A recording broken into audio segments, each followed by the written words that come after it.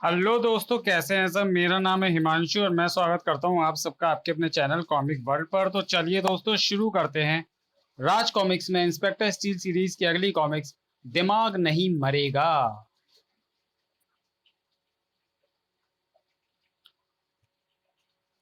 कर्तव्यनिष्ठ inspector को खतरनाक octopus group ने बड़ी ही बेरहमी से मार डाला, लेकिन वे उसके दिमाग को ना मार पाए।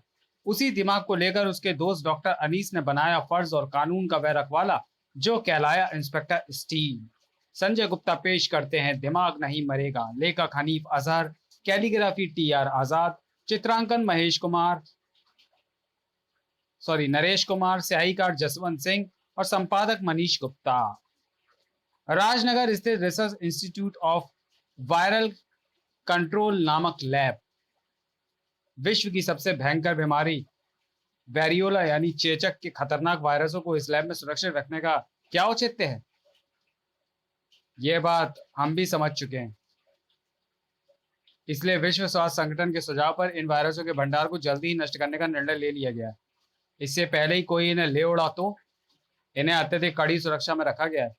कोई भी लैब के वायरस स्टोर तक नहीं पहुंच सकता। वायरस स्टोर का दरवाजा कंप्यूटराइज्ड है, जिसे खोलने का गुप्त कोड सिर्फ मैं जानता हूँ। और ये मैं बचपन से जानता हूँ कि अमरीक सिंह को जो मालूम है उसे कोई भी उससे नहीं उगलवा सकता। हा हा हा, बिल्कुल ठीक। अच्छा, चलता हूँ, फिर मिलेंगे। ओके। दोनों अपने अपनी कार लेकर वहां से रवाना हो गए। फिर कुछ देर बाद ही, मैं रमेश बोल रहा हूँ। हाँ हाँ, काम हो गया, कोड उसी के पास है। अगर तुमने कोड उगलवा लिया तो समझ लो तुम वायरस के मालिक बन गए। अब मेरा इनाम। इनाम वह तो कभी का तुम्हारे पास पहुंच चुका है। देखो अपनी कार की पिछली सीट पर। पिछली सीट पर क्या है? पिछली सीट पर मौत, तुम्हारा इनाम। खचा। आई। फा। राजनगर स्थित पुनर्वास कॉलोनी सुल्तानपुरी का यह इलाका अंधेरा छाते, जहां शरीफ लोग अपने अपने घरों में पहुंच जाते हैं, क्योंकि वे जानते हैं कि अंधेरे में यहाँ की सड़कों और गलियों पर राज होता है उन गुंडे बदमाशों का, जिनकी गिद्ध सी निगाहें हमेशा तलाशती रहती है शिकार। तगड़ा मुर्गा लगता है, हलाल करने में मजा आएगा। दोनों के हाथों में चमकने लगे चाकू एक पल बाद ही आगंतुक की कमर से जा सटे। जो को चंटी में चुपचाप निकाल कर हमारे हवाले कर दे, वरना सड़क तेरे खून से लाल हो जाएगी और खून तेरे जिस्म से निकलेगा ऐसे खटाक। अरे, इसके शरीर से तो खून की एक बूंद भी नहीं निकली। खून की बूंद निकलेगी कैसे? ये शरीर स्टील का जो बना हुआ है। स्टील? सिर्फ स्टील नहीं, इंस्पेक्टर स्टील था, जो तुम जैसे जुर्म के कीड़ों से शहर को साफ करने के लिए था। एक बार फिर कानून का रखवाला बनाया है। सुल्तानपुरी के मेन रोड पर दो बदमाश बेहोश पड़े, उन्हें उठाने का प्रबंध कीजिए। तभी इंस्पेक्टर स्टील की आंखों को नजर आया वो चौंका देने वाला नजारा। उस वैन से किसी को सड़क पर फेंका गया। क्या चक्कर है? यह जानने के लिए मुझे अपनी कार से उनका पीछा करके उन्हें रोकना होगा। भड़ाक। दौड़ते हुए वैन से निकले उसके सवार। कौन है यह सरफिरा? इंस्पेक्टर स्टील, तुम जैसे अपराध करने वाले कीड़ों को देखकर भड़ाक, जिसका सिर फिर जाता है ता, और फिर तुम जैसों के सिर फोड़ने लगता है फाड़। ओह, मामला बिगड़ता जा रहा है, मुझे तुरंत ही सहायता बुलानी होगी। अब तुम तीनों बताओगे कि तुम कौन हो और वो कौन था जिसे तुमने बेरहमी से सड़क पर फेंका। तो इनसे अपने सवालों का जवाब नहीं पा सकता स्टील, क्योंकि उससे पहले ही उल्लू तुझे उल्लू बना देगा। जिसके पंजे इतने तेज है कि फाड़ डालेंगे तेरी स्टील की बॉडी को भी। उल्लू आ गया, अब हमारे यहाँ कोई काम नहीं, चलो भागो। तुम्हारी तरह तुम्हारा नाम भी अजीब है, भाग। लेकिन तुमने अपराधियों को संरक्षण देकर यह साबित कर दिया कि तुम सिर्फ नाम के ही नहीं, काम के भी उल्लू हो। ऐसा उल्लू जो अपने घोंसले से बिछड़ गए, लेकिन चिंता की कोई बात नहीं, भाग। सेंट्रल जेल की काल कोठरी में तुम्हारे लिए सुंदर घोंसले का इंतजाम हो जाएगा, जहां तुम पहुंचोगे इंस्पेक्टर स्टील के सौजन्य से। ऐसा नहीं होगा इंस्पेक्टर, क्योंकि मेरा काम है अपने साथियों को इतना मौका देना कि वो मुसीबत की पहुंच से दूर निकल सकें, और मेरे साथी ऐसा कर चुके हैं, इसलिए मैं चला। ओह, जाएगा तो तब जब मैं तुझे जाने दूंगा, भाग। बेहोश होकर जमीन पर आ गिरा उल्लू। इसके सभी साथी भाग गए और ये बेहोश हो गया, लेकिन मेरे पास अभी भी एक साधन है जिसकी मदद से मैं जान सकता हूँ कि ये सारा माजरा क्या है। बेहोश उल्लू को कार में डालने के बाद इंस्पेक्टर स्टील वापस लौटा। यह तो मर चुका है। इसके कपड़ों की तलाशी लेकर हो सकेगी इसकी शिनाख्त। Amrik Singh, security chief of research institute of viral control lab. शिकारी ग्रुप जब हरकत में आता है तो शिकार को पता भी नहीं चलता कि मौत कब उसके सिर पर आ पहुंची। बर्बर तरीके से शिकार करते हुए दोनों शिकारी अपनी मंजिल तक जा पहुंचे। यही है वह कंप्यूटराइज वायरस रिसोर्स जिसके कोड के बारे में सिक्योरिटी चीफ बड़े बड़े दावे करता था कि कोई भी यातना उससे वह कोड नहीं उगलवा सकती। लेकिन बॉस ने उसे न जाने क्या पिलाया कि एक पल में ही वह सब कुछ उगलता चला गया। अब जबकि हमें वो कोड मालूम है, इसलिए उसके इस्तेमाल से हमें इसे खोलना खिलौनों से खेलने के समान है। ये खेल खेल चुके हो तो चलो मेरे साथ वहां जहां हथकड़ियों और बेड़ियों का खेल तुम्हारा इंतजार कर रहा है। इंस्पेक्टर स्टील, तुम यहां? सिक्योरिटी चीफ अमरीश सिंह का आई कार्ड देखकर मैं समझ गया था कि उसकी हत्या का संबंध रिसर्च सेंटर से। उसके साथ साथ काश तू यह भी समझ लेता स्टील कि तुझे यहाँ तेरा विनाश भी खड़ा मिल सकता है। लेकिन अफसोस, अब तू कुछ नहीं समझ सकेगा, क्योंकि अब हम तुझे उसका मौका ही नहीं देने वाले। तेरे स्टील के जिस्म के टुकड़े करने में बहुत मजा आएगा। मैं इसको संभालता हूं, तुम वायरस लेकर जाओ। ईगल वायरस को हासिल करने में सफल हो जाए उससे पहले ही मुझे इनसे निपटना होगा। तुझे तो मैंने टीन का डिब्बा समझा था स्टील, लेकिन तू तो फौलाद निकला। लेकिन फौलाद को भी फाड़ डालने की ताकत मौजूद है गिद्ध के पंजों में। गिद्ध ने अपनी कलाई पर मौजूद एक बटन दबाया। दूसरे ही पल उफ, इसके पंजे तो सलाखों की तरह दहकने लगे। इन दहकते पंजों की सहायता से मैं तेरी खोपड़ी खोलकर उसमें रखा इंसानी दिमाग निकालूंगा और उसे अपने पैरों तले रौंद डालूंगा। लेकिन पहले तेरे उस दिमाग को करंट के झटके की खुराक दे दूं एक बार फिर। स्टील के शरीर और दिमाग को इन झटकों ने बुरी तरह प्रभावित किया। तभी तो वह लहरा कर नीचे गिर पड़ा। ओह! इसी स्थिति का भरपूर लाभ उठाते हुए गिद्ध ने स्टील को दबोच लिया।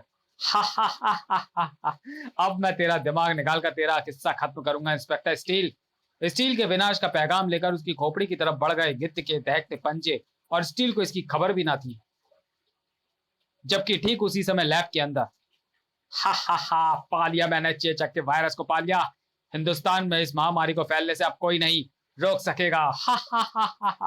उधर ईगल वायरस हासिल करने में सफल हो चुका था, इधर उसका साथी गिद्ध भी स्टील को नष्ट करने में सफल होने जा रहा था। तेरे विनाश और तेरे दिमाग के बीच सिर्फ 1 इंच का फासला बाकी है इंस्पेक्टर स्टील, और मेरे होते यह फासला कभी पूरा नहीं हो सकता। अगर मैं सही समय पर यहां ना पहुंचती तो आज मर ही गया होता हमारा। ओह! उसे सामान्य होने में कुछ देर लगेगी और मुझे उम्मीद है कि इतनी देर में उसका ध्यान बटाए रखूंगी। बात फुर्ती है तुझमें कबूतरी, लेकिन फिर भी तूने गिद्ध से टकराकर गलती की है, क्योंकि कबूतरी कितनी भी चालाक और फुर्तीली सही, आखिर उसे गिद्ध का शिकार होना ही पड़ता है। तेरे नाजुक बदन का नरम नरम गोश्त गिद्ध के पंजों की हल्की सी चुभन भी नहीं सह पाएगा। बहुत नाज है तुझे अपने इन पंजों पर। ले, तेरे नाज को तेरे इन पंजों के साथ तोड़ता हूं, और अब तोड़ता हूं तेरा थोबड़ा। स्टील के उस जोरदार बार को खाकर फिर ना उठ पाया गिद्ध। मुझे अफसोस है कि इसका दूसरा साथी वायरस ले जाने में सफल हो गया। कोई बात नहीं अमर, ये और पहले से गिरफ्तार उल्लू हमें बताएंगे कि इनका वह साथी वायरस को कहां और क्यों ले गया है। ईगल हिल, राजनगर के उत्तर में स्थित पहाड़ियों के बीचों बीच बनी एक बड़े ईगल का आवाज देती है पहाड़ी, जिसके नीचे स्थित है शिकारी ग्रुप का हेडक्वार्टर। इस जार में भरे वायरस राजनगर में ब्लास्ट करने भर की देरी है। इसके एवज में विदेशों से मिलने वाले 50 करोड़ रुपए हमारे होंगे। ओह, इससे तो पूरे भारत में चेचक की महामारी फैल जाएगी। इधर वायरस हासिल करने के बाद ही आज ही उसका ब्लास्ट करने का हमारे बॉस का प्लान है।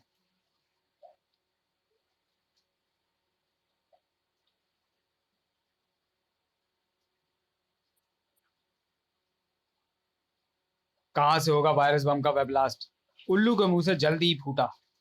ईगल हिल, बम को जल्दी सेट करो। जितनी जल्दी हम इस काम को निपटाएंगे उतनी जल्दी 50 करोड़ रुपए हमारे पास पहुंचेंगे। रुपए तुम तक पहुंचे या ना पहुंचे, लेकिन ये मेरी गारंटी कि तुम जेल में जरूर पहुंचोगे।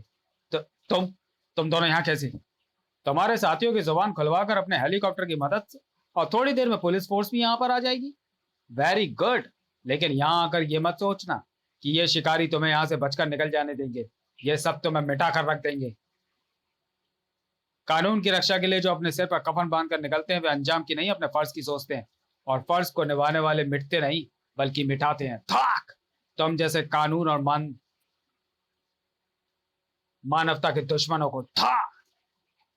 यह चट्टान इसका कचूमर निकाल देगी। चट्टान अपने लक्ष्य की तरफ तेजी से बढ़ चली। अगर धोखे से स्टील को खत्म करना आसान होता तो ना जाने कब का खत्म हो चुका होता स्टील। भाग! स्टील ने ताकतवर प्रहार से चट्टान की दिशा बदल दी। समाप्त तो तुझे होना ही होगा स्टील, अभी नहीं तो बाद में। लेकिन जरा उस बेचारी की सोच, अगर तू नहीं रोका तो कौवा उसे एक ही झटके में परलोक की सैर पर भेज देगा। ओह!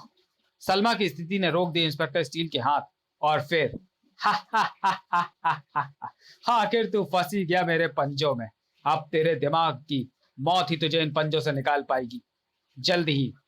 वो देख स्क्रीन पर तेरी सहायक इंस्पेक्टर सलमा जिस छोटे रॉकेट के साथ बंधी दिख रही है उसे वायरस बम कहते हैं। लेकिन 10 मिनट बाद वायरस बम रूपी यह मिनी रॉकेट इस वीराने से उड़कर शहर के बीचों बीच पहुंचकर फट जाएगा, और फिर शहर पर सलमा के मांस के लोथड़े और चेचक के वायरस की वर्षा होगी। फिर एक के बाद एक करोड़ों भारतवासी इस वायरस की चपेट में आ जाएंगे और तड़प तड़प कर मरेंगे। लेकिन शायद तू उनकी मौत ना देख सके, क्योंकि तेरे दिमाग की मौत तो 10 मिनट से पहले ही हो जाएगी, इस व्हील की वजह से जो धीरे धीरे तूफान की गति से घूमने लगेगा। और इस चक्कर को तेरा मस्तिष्क ज्यादा देर तक सहन नहीं कर पाएगा। कुछ ही पलों में वह पके तरबूज की भांति फट जाएगा। वायरस बम के यहाँ से रवाना होने में कुछ ही मिनट बाकी हैं, इसलिए मैं अपने साथियों के साथ तुरंत यहाँ से रवाना हो जाना चाहता हूँ। उन दोनों को मौत के जबड़ों में फंसाकर मिस्टर बाज वहां से सरक गया। उफ! तेजी से घूमता ये व्हील सच में मेरे मस्तिष्क पर गहरा असर डाल रहा है। अगर ये असर बढ़ता ही जा रहा है, बढ़ता ही रहा तो जल्दी नष्ट हो जाएगा मेरा मस्तिष्क, और उसी के साथ ही चेचक की महामारी से करोड़ों भारतवासी और सलमा भी खत्म हो जाएंगे। सिर्फ मैं ही रोक सकता हूँ इस भयंकर तबाही को, लेकिन तब जब मैं प्रण कर लूं कि चाहे जो हो जाए लेकिन मेरा दिमाग नहीं मरेगा। और ऐसा तभी हो सकता है जब मैं तूफान की गति से घूमते इस व्हील से अपने आप को आजाद करवाने में सफल हो जाऊं। व्हील से अलग होने के लिए इंस्पेक्टर स्टील ने लगा दी अपनी शक्ति, इतनी शक्ति कि अगर उसका जिस्म स्टील की जगह इंसानी होता तो निसंदेह शरीर की एक एक नस फूल गई होती, सारा शरीर पसीने से तरबतर हो गया होता। इतनी ताकत लगाने के बाद भी भला कैसे सफल ना होता स्टील का प्रयास। ओह! स्टील ही अपने स्थान से उखड़ गया, सॉरी व्हील ही अपने स्थान से उखड़ गया। अपने स्थान से उखड़ा व्हील कुछ पलों तक दौड़ता रहा और फिर भड़ाक भड़ाक की आवाज के साथ दीवार से टकराकर टूट गया। इसी के साथ आजाद हुआ स्टील तेजी से बाहर की तरफ भाग खड़ा हुआ। काफी गुजर चुका है। मेरे पास सिर्फ 30 सेकंड है, और इन 30 सेकंडों में ना सिर्फ मुझे सलमा को बचाना है बल्कि वायरस बम का भी कुछ इंतजाम करना होगा, क्योंकि अब इसे यहां से शहर की तरफ उड़ान भरने से नहीं रोका जा सकता, और इसका इंतजाम करेगा मेरा हेलीकॉप्टर। शीघ्र ही हेलीकॉप्टर ऊपर उड़ान भरता नजर आया। हेलीकॉप्टर से निकली ड्रिल एक गहरा गड्ढा खोदने में जुट गई। इंस्पेक्टर स्टील ने फुर्ती से रॉकेट उखाड़ लिया। खट! तब तक हेलीकॉप्टर गहरा गड्ढा खोद चुका था। धरती के सीने में दफन होकर रह जाएगा यह वायरस बम। कॉप्टर को ज्यादा देर नहीं लगी उस गड्ढे को भरने में। धरती के सीने में दबे बम को धमाका हो जाने के बाद ही चैन की सांस ली स्टील ने। मैं अपने प्रयास में सफल रहा। तुमने सारे हिंदुस्तान को एक भयानक महामारी से बचा लिया अमर। You are great. समाप्त। तो चलिए दोस्तों, वीडियो को यहीं समाप्त करते हैं और मिलते हैं इंस्पेक्टर स्टील सीरीज की अगली कॉमिक्स रोबोट डॉग में। तब तक के लिए धन्यवाद।